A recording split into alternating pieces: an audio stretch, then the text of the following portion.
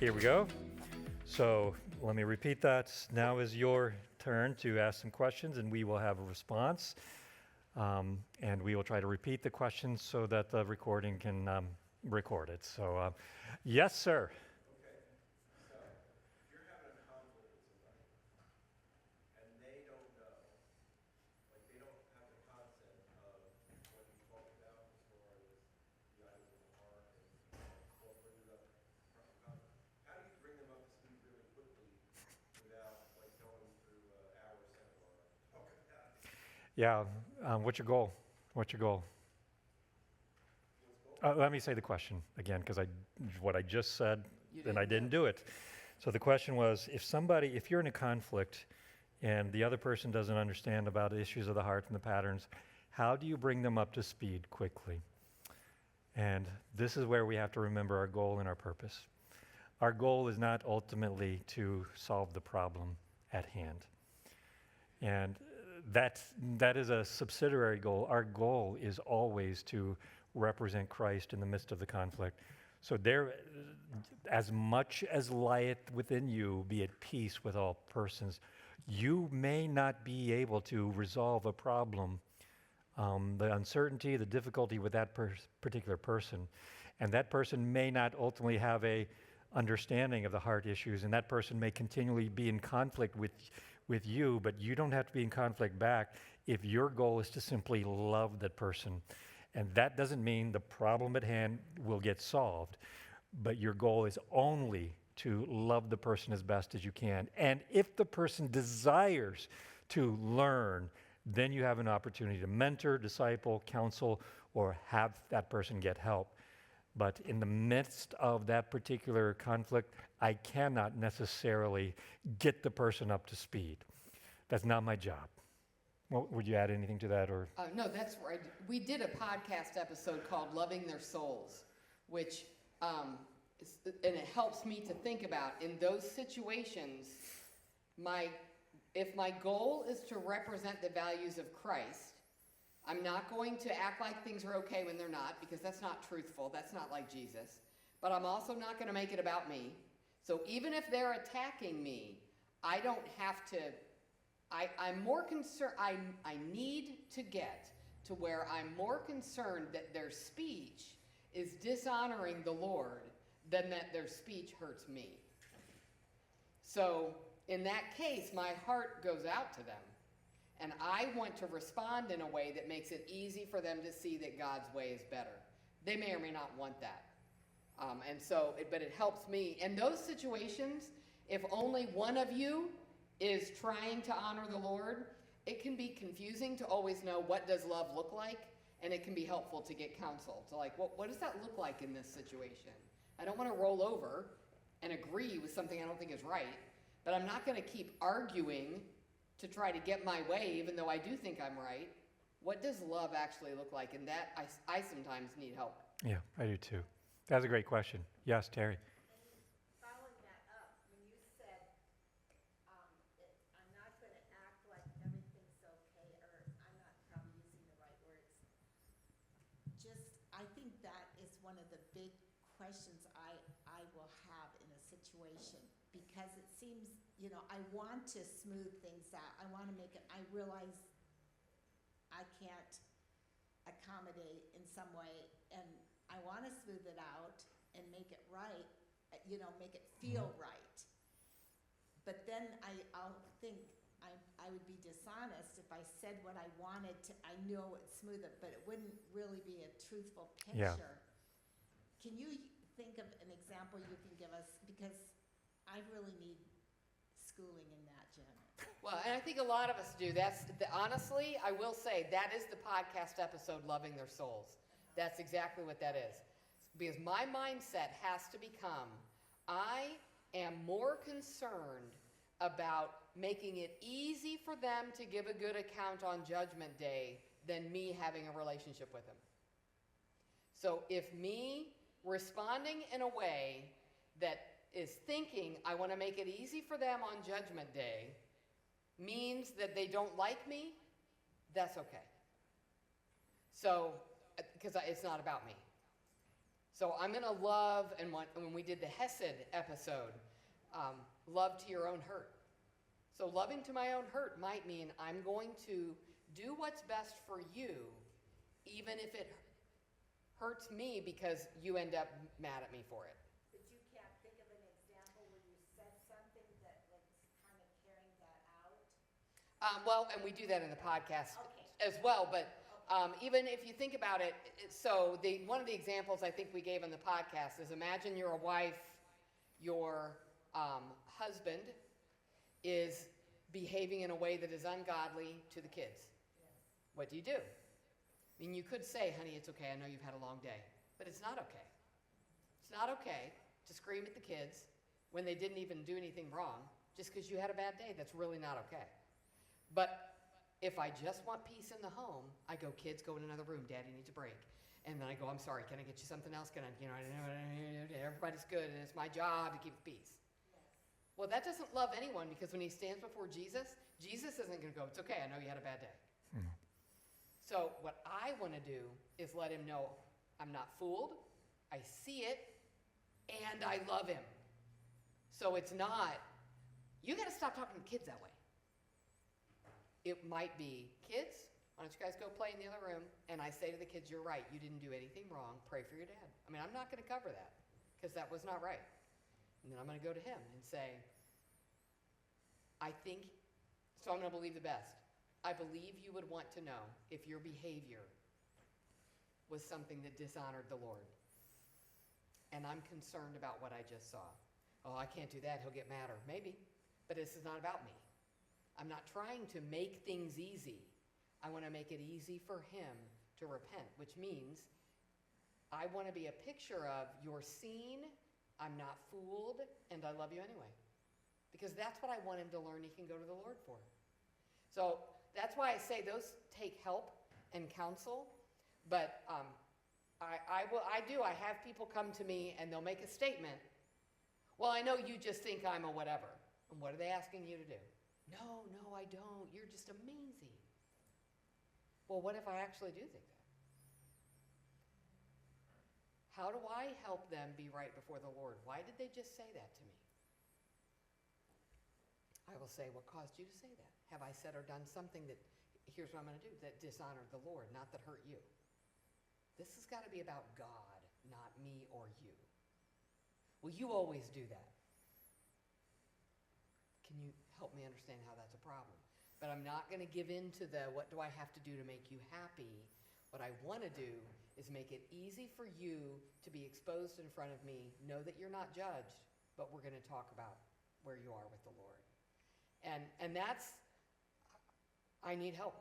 Because in those moments, I mean, believe it or not, I'm a people pleaser when I'm in my flesh. And so the Lord gave me so many roles where I cannot do that. I have said to the Lord before, why can't I just be the cheerleader? But I'm the one who has to say, that actually doesn't honor the Lord.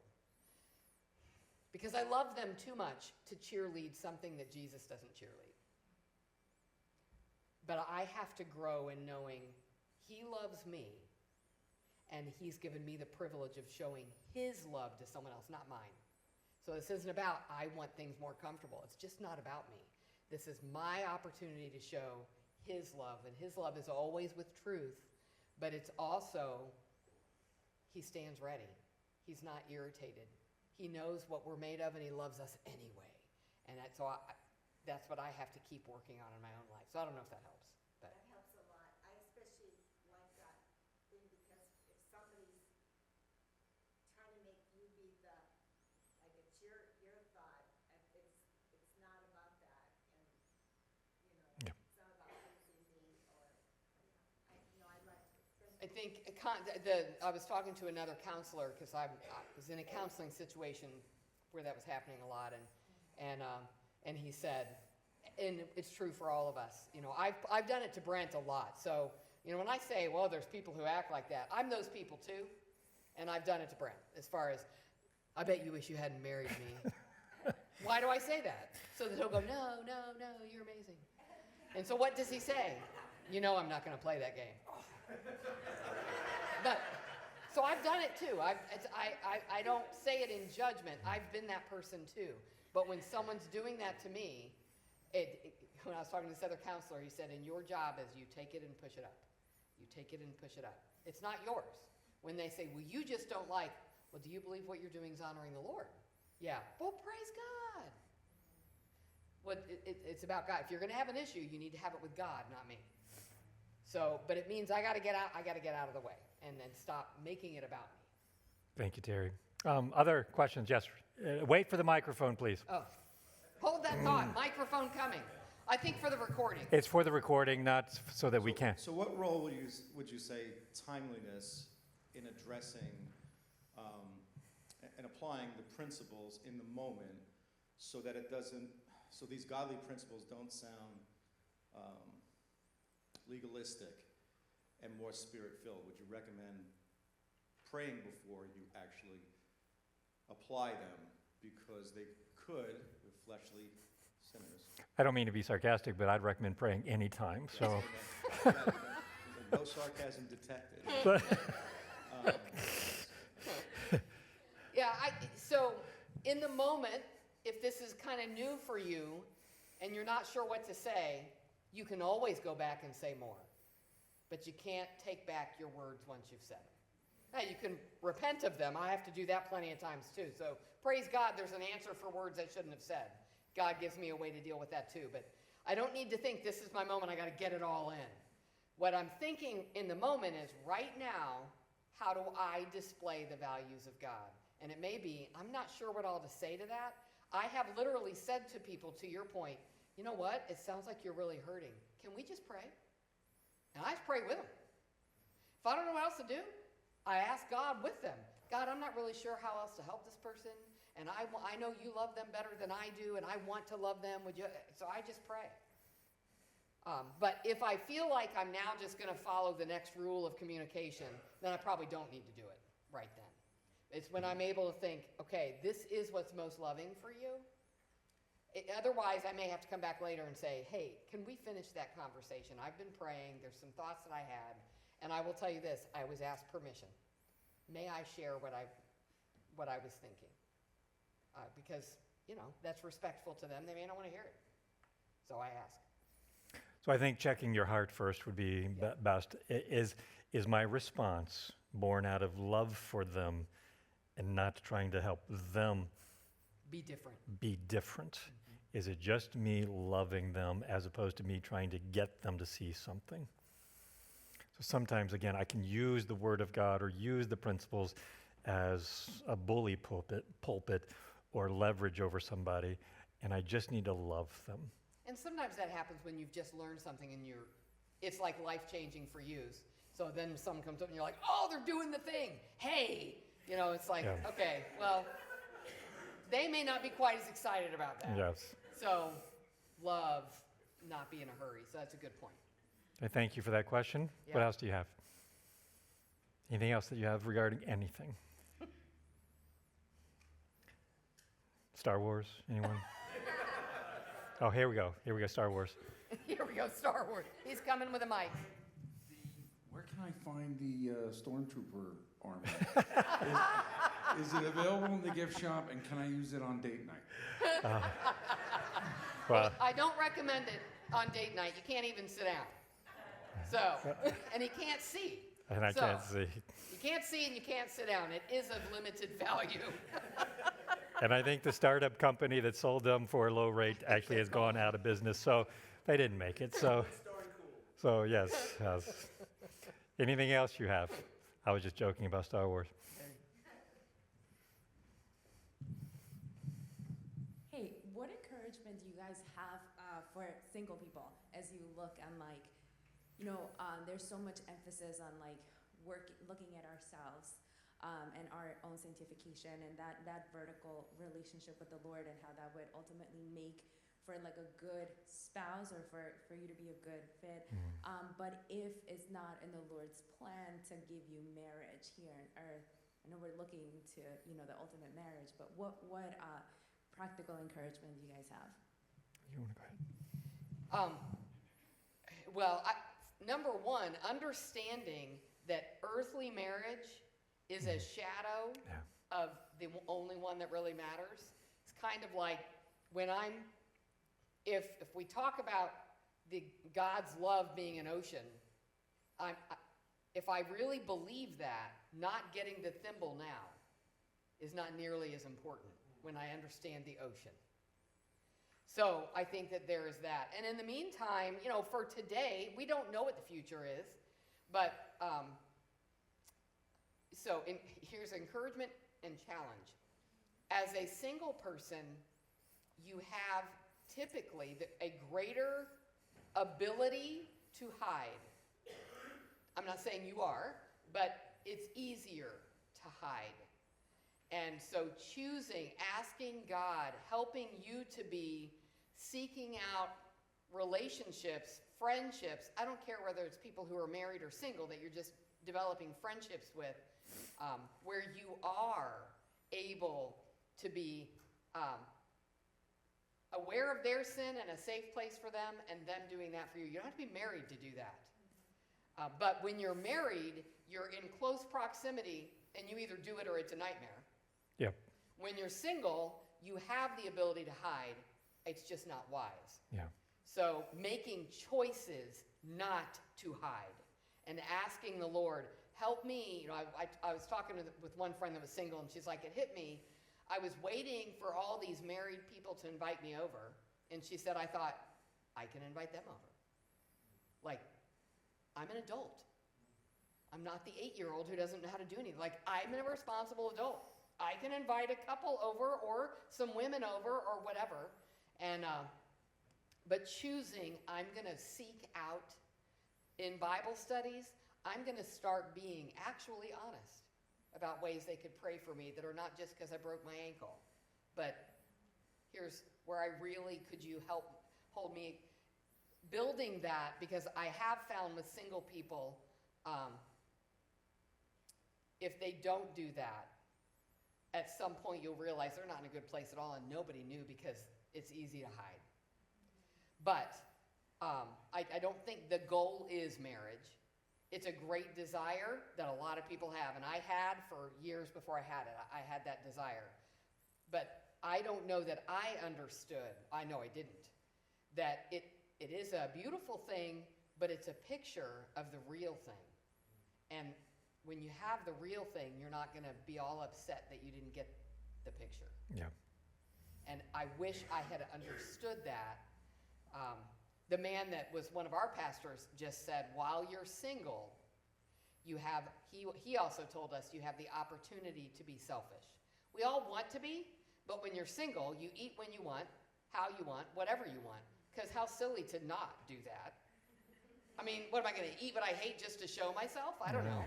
So because of that, it can be easy if I'm not putting myself in positions where I am in relationship enough where I am frequently inconvenienced. Yeah.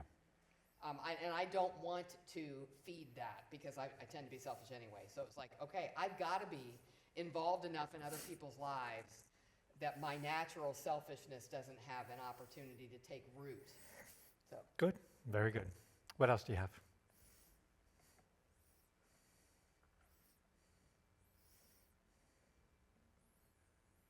All right. If you don't have any more questions, we'll be done. they're like, And we'll That's be right. done early. oh, there's one. Okay, don't say anything. He's coming over the mic. Hold that thought. Hold that thought.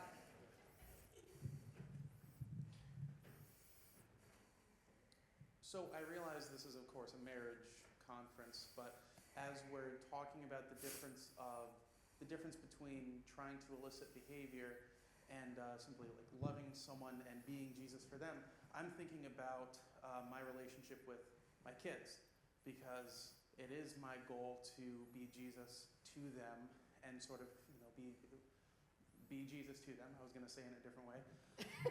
But at the same time, when my younger son is sitting on my older son's head, that needs to stop. So Why? You're right. So respiratory health. So I mean, I understand if we're not going to dive into that. Could you at least maybe recommend some resources that Yes. sort of dive into that reconciling those two thoughts? Yeah. The book For the Love of Discipline. Excellent. So For the Love of Discipline.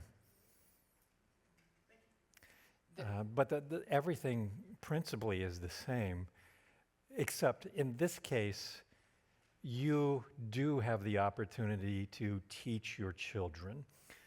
So with conflict with another person, you may not have the opportunity to teach that person on the spot, And you're not their authority. and you're not their authority. But God has given you the charge to bring them up in the discipline and the nurture of the Lord, which is structured control and teaching. So when you get your boy off the other boy's head, Which we do recommend. which we do recommend, then, and when when the situation has calmed down, and you believe that you're not disciplining or scolding in anger, that's where you begin to come in with teaching. Now they may need, I don't know, spankings or what. I don't know how old your kids are. I don't know if this was the 18-year-old sitting on the 17-year-old's head, but they may need some consequences to this. But this is where you come in with teaching, like if your older son's name was Josh, what was going on? What was the situation? How did you respond? What were you wanting? Those questions that I gave in the first lecture this morning, what were you wanting at that moment in time? And you begin to draw out their heart. A man's heart is deep waters, and a man of wisdom draws it out. What were you wanting? What did that accomplish? What is a better delight, and what God says brings healing and wholeness compared to what you did? So none of this is efficient. All of this takes time, and that's where we as parents want self-parenting kids. And we want the most efficient discipline because I got things to do. And I want my pleasure and my ease and my comfort.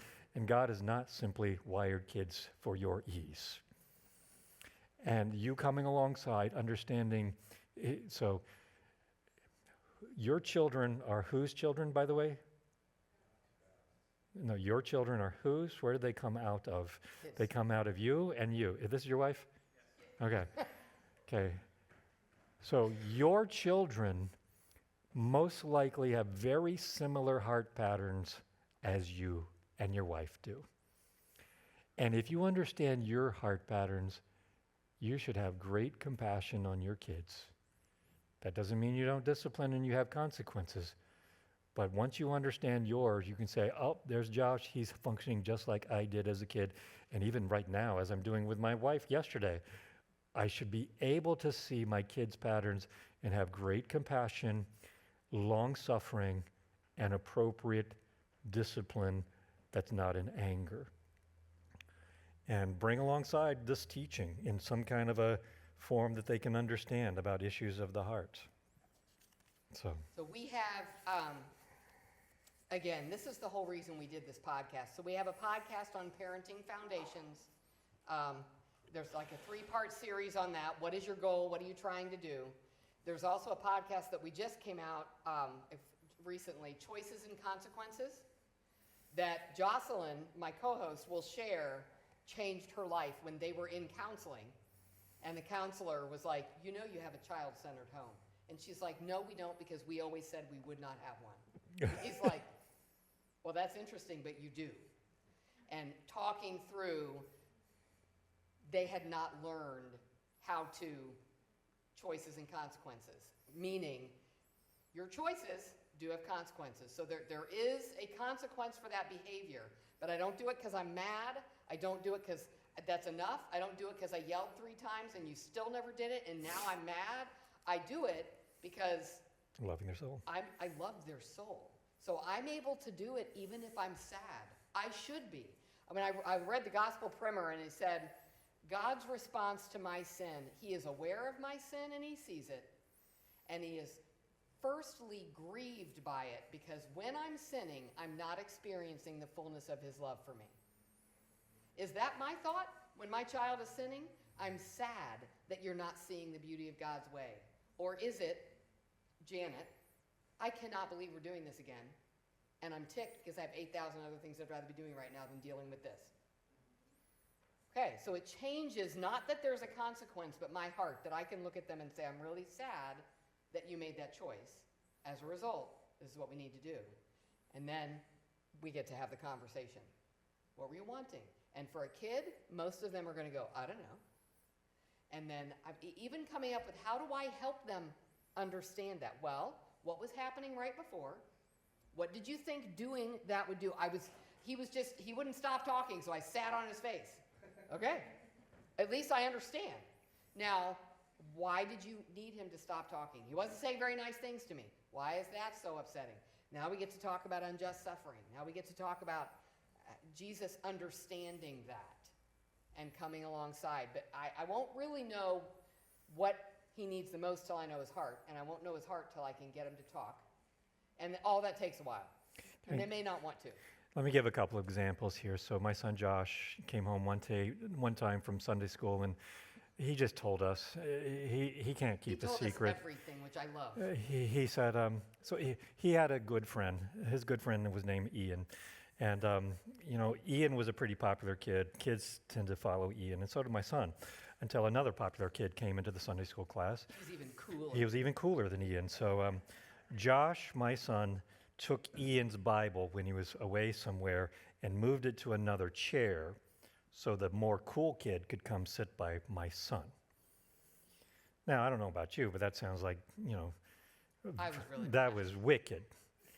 And, I was the partiality in James that talks about do not treat the Not rich my son. differently than the poor kind of thing. And so my son just tells me what happened in Sunday school, and Janet was flaming mad. And we could just scold him at that moment in time on the way home from church. Which I started to do. We're in the car, and I'm turning around. And so He stopped me. So I don't know how old he was, maybe 6 or something like that. Yeah, he was probably 5 or 6. And so he can understand some things. And we certainly have talked a little bit about the heart. But I said to Janet, I've got this. So at lunchtime, what I did was we were getting our food ready, our plates ready, and our kids there at the table. Then I took Josh's plate, and I went to move it over in the corner. And here's what I said. I said, Josh, I would rather eat with your sister and my wife than you. Because that's what he had told us. We're like, why'd you do that? Well, I'm not mad at Ian. I just would rather sit with the other kid. So he said, I'm not mad at you, Josh. I'd just rather sit with you. I put a TV tray or something in a chair and put his meal over there. And then Janet and I and our other daughter just enjoyed fellowship at the dinner table while he's over there in the corner. And I didn't let him go forever on that. I wasn't a tyrant, but so after, 10 minutes, he was crying. He said, Daddy, I get it. I get it. And so what was I trying to teach him?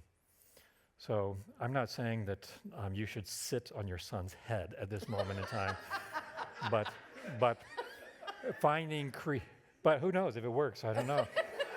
No, that's being recorded. Do not sit on your son's head. So, and another example, when my daughter, she was playing with a toy, and she was potty trained at this point in time, but you can know when your kids are, needing to go to the bathroom, they start jumping around. And I did not command my daughter to go to the toilet, and I said, Karis, do you need to go to the bathroom? She said, no, Daddy, or no. She said no. So I could tell that she probably did, but, I didn't give a command to go do that. So at some point in time, she dropped the toy and started running to the bathroom, and she's starting to drop her pants as she's going into the bathroom, and she doesn't make it to the toilet. Pee goes everywhere in the bathroom. So I can scold, I can spank. We only spanked for direct disobedience, and that wasn't direct disobedience, but there's a teaching moment. So what my daughter was wanting was the joy of the toy for five more minutes. What she was not wanting was the responsible dealing with her bodily functions.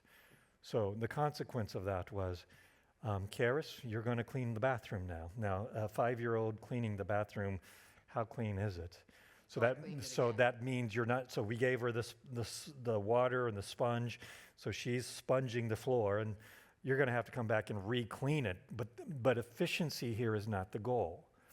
So what she learned is it took her 30 minutes. Her desire for 5 minutes more with the pleasure, what she wanted was the pleasure of the toy, cost her the unpleasantness of other things.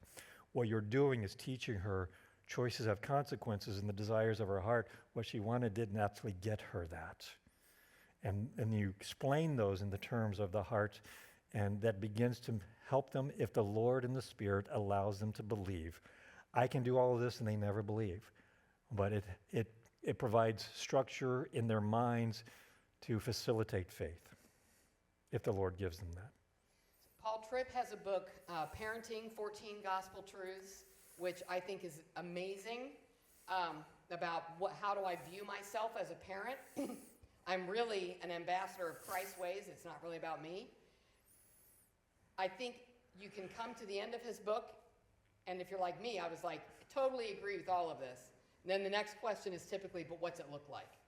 And For the Love of Discipline is that Sarah Wallace book. She's going to take gospel-centered parenting and say, what does it look like? We've got a couple reading it right now that we're counseling, and the dad, who battles anger, said, I'm now at the point in the book where she went to like part 2, and it's case studies. And he's like, that's what I need, because I'm slow. Like, I get it, and it's like, okay, so this is happening, and I said this. And I realize it doesn't mean you memorize the words, but you're seeing, oh, that's what it would look like to hold accountable, but to not be a tyrant and legalistic. I'm holding accountable in a gospel-centered way. So I really like that book. Okay, thank you for the question. Yeah. Anything else? All right, going once, going twice.